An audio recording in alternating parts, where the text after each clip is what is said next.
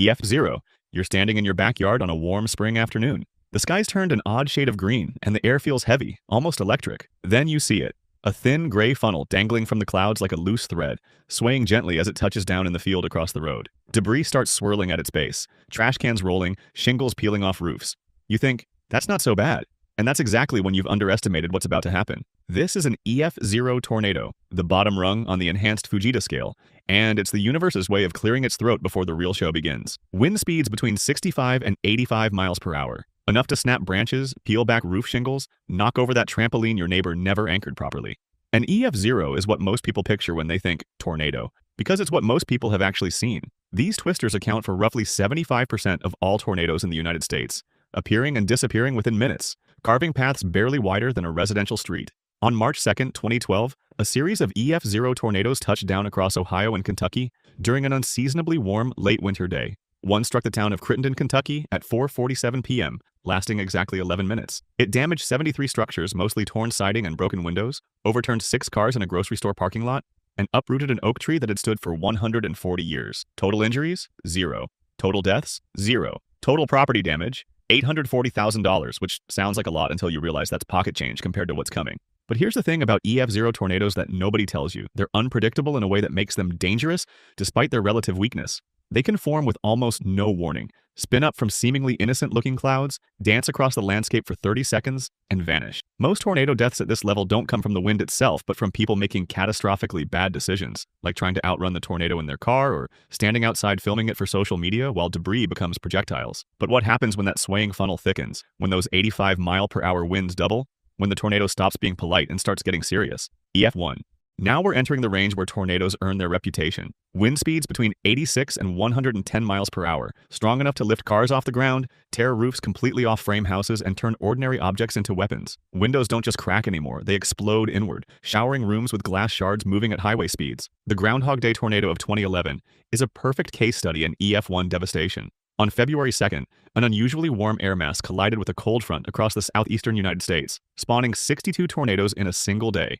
One of them, an EF1, carved a 13-mile path through sections of Pinson, Alabama, just northeast of Birmingham. It touched down at 3:08 a.m., when most people were asleep, which is exactly when tornadoes become most lethal. The tornado destroyed 47 homes completely and damaged over 200 others. Mobile homes were shredded like tissue paper, their walls folding inward as the tornado passed. One family survived only because they'd moved their children into an interior bathroom moments before impact, the only room in their manufactured home with reinforced walls. When they emerged, the rest of their house was gone, scattered across a cotton field half a mile away. 3 people died that morning across the outbreak, all in mobile homes, all caught unprepared in the pre-dawn darkness. This is the threshold where tornadoes transition from scary weather event to legitimate disaster. EF1 tornadoes can still survive relatively easily if you're in a proper shelter, but if you're caught in a vehicle or a poorly constructed building, your odds drop significantly. The debris field becomes more dangerous too, not just shingles and branches anymore, but lumber with nails, metal siding sharp as razors, propane tanks tumbling end over end. But EF1 is still restrained, still holding back. The tornado is flexing, showing you what it can do, but it hasn't truly committed yet. That happens when the atmospheric conditions align just right, when the wind shear and instability reach the perfect balance, and the tornado transitions into something genuinely monstrous. And when those winds climb past 100 miles per hour, the tornado stops damaging homes and starts erasing entire neighborhoods. EF2. Wind speeds jump to 111, 135 miles per hour, and suddenly we're not talking about property damage anymore. We're talking about obliteration. At EF2, well-constructed homes don't just lose roofs, they lose walls. Frame houses are torn from their foundations. Cars don't flip. They fly, tumbling through the air like children's toys before crashing down hundreds of feet away.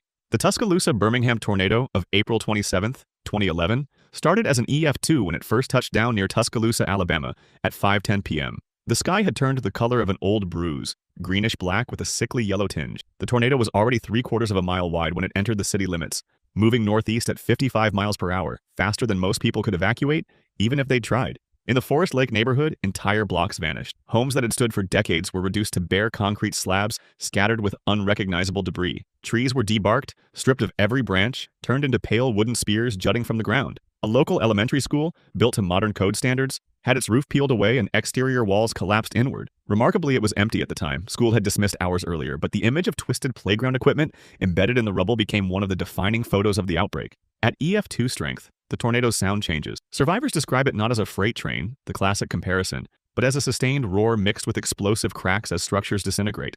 The air pressure drops so suddenly that people's ears pop.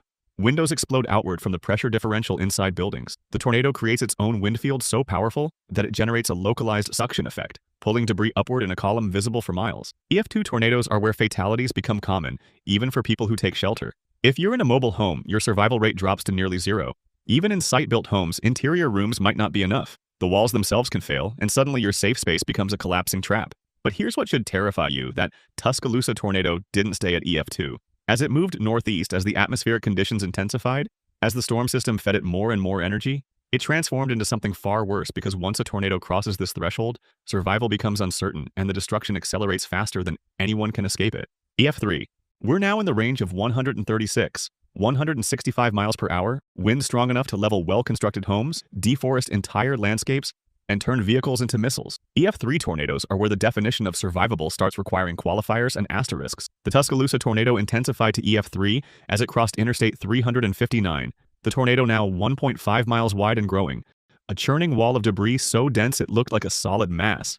It struck Alberta City, a predominantly working-class neighborhood, at 5:13 p.m. What happened next was documented from multiple angles by storm chasers, news helicopters, and terrified residents with cell phones. Homes didn't collapse, they exploded. The tornado would hit a structure, and within 2 seconds, the building would disintegrate into its component parts, lumber and brick and roofing material shooting outward in all directions. Some homes were swept completely away, leaving only foundations with anchor bolts still in place. Trees that had stood for a century were snapped off at ground level or uprooted entirely.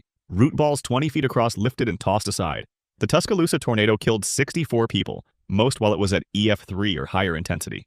Many were in their homes, sheltering in interior rooms or basements. Some were in their vehicles, caught on the road trying to evacuate.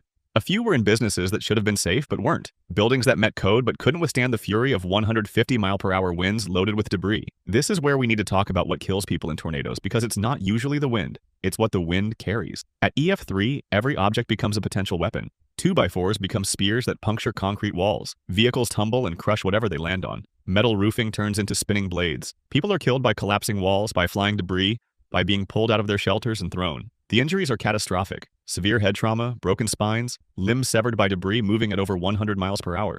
The tornado carved a path through 6 miles of Tuscaloosa, then continued northeast toward Birmingham, devastating more neighborhoods before finally dissipating after an 80-mile journey. The damage was so severe that entire neighborhoods had to be bulldozed and rebuilt from scratch. The economic impact exceeded $2.4 billion. But Tuscaloosa, as devastating as it was, wasn't even the strongest tornado of that outbreak. And EF3, horrifying as it sounds, isn't the top of the scale. There are 2 more levels, 2 more degrees of destruction that push tornado damage into realms that seem almost apocalyptic. And even this level of devastation still isn't the tornado at its most violent.